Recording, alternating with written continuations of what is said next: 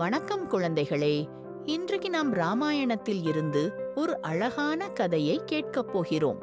இந்த கதை நமக்கு ஒரு முக்கியமான பாடத்தை கற்பிக்கிறது.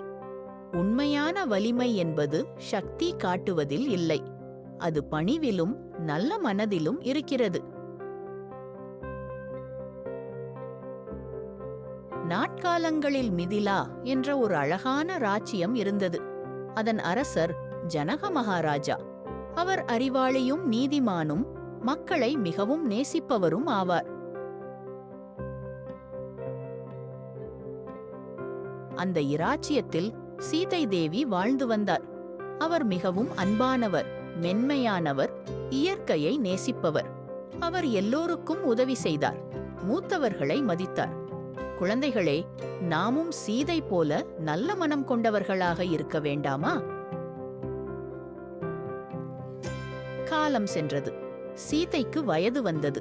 அப்போது ஜனகர் நினைத்தார், என் மகள் ஒரு நல்ல மனம் கொண்ட தைரியமான இளவரசரை தான் திருமணம் செய்ய வேண்டும். அதனால் அவர் ஸ்வயம்வரம் என்ற விழாவை அறிவித்தார்.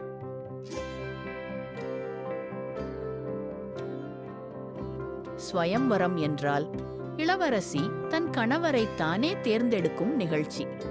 ஆனால் ஒரு நிபந்தனை இருந்தது. அரண்மனையில் சிவபெருமானின் மிகப்பெரிய வில் இருந்தது. அது மிகவும் கனமானது. பல வீரர்கள் சேர்ந்து கூட அதை அசைக்க முடியாது. அரசர் அறிவித்தார், யார் இந்த வில்லை தூக்கி நான் போடுகிறாரோ அவரே என் மகள் சீதையை மணக்கலாம். இந்த செய்தி பல நாடுகளுக்கு சென்றது. பல அரசர்களும் இளவரசர்களும் மிதிலாவுக்கு வந்தார்கள். அவர்கள் தங்கள் வலிமையை நம்பி முயன்றார்கள். ஒருவருக்கு பிறகு ஒருவர் முயன்றார்கள். அவர்கள் இழுத்தார்கள், தூக்க முயன்றார்கள். ஆனால் வில் அசையவே இல்லை. சிலர் சோர்ந்தார்கள், சிலர் வெட்கப்பட்டார்கள். குழந்தைகளே, நினைவில் கொள்ளுங்கள், அகந்தை வெற்றி தராது.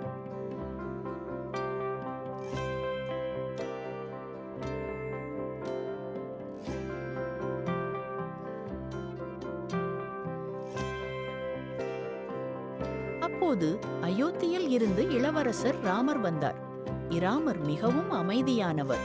அவர் யாரையும் கேலி செய்யவில்லை, தன் வலிமையை பெருமை பேசவில்லை. அவர் மரியாதையுடன் முதலில் மூத்தவர்களுக்கு வணக்கம் சொன்னார்.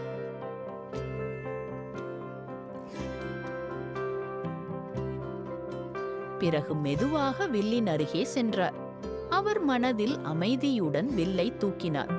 அனைவரும் ஆச்சரியமாக பார்த்தார்கள். ராமர் வில்லுக்கு நான் போட முயன்ற போது கிராக், வில் இரண்டாக உடைந்தது. அந்த சத்தம் அரண்மனை முழுவதும் ஒலித்தது. அனைவரும் அதிர்ச்சியடைந்தார்கள். பிறகு மகிழ்ச்சியில் கைத்தட்டினர்.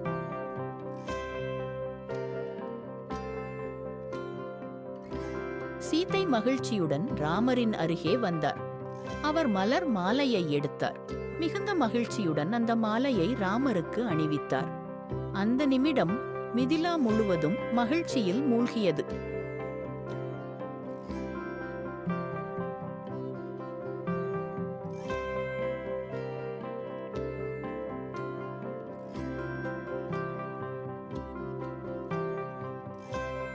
பிறகு திருமண விழா மிகுந்த ஆனந்தத்துடன் நடந்தது. மலர்கள் அலங்காரம் செய்தன, விளக்குகள் ஒளிர்ந்தன, வேத மந்திரங்கள் ஒலித்தன, மூத்தவர்கள் ஆசீர்வதித்தனர். ராமரும் சீதையும் புனிதமாக திருமணம் செய்து கொண்டனர். குழந்தைகளே, இந்த கதையிலிருந்து நாம் என்ன கற்றுக்கொள்கிறோம்? உண்மையான வலிமை அமைதியிலும் பணிவிலும் உள்ளது.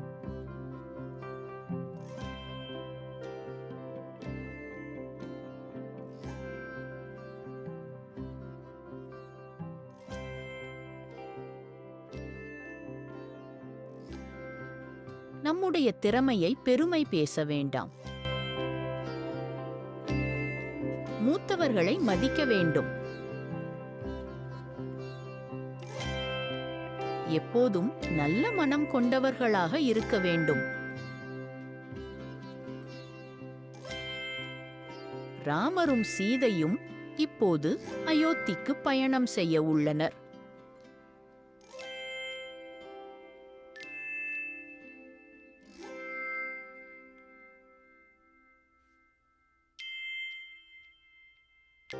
அடுத்த பகுதியில் என்ன நடக்கிறது என்று நாம் பார்ப்போம்.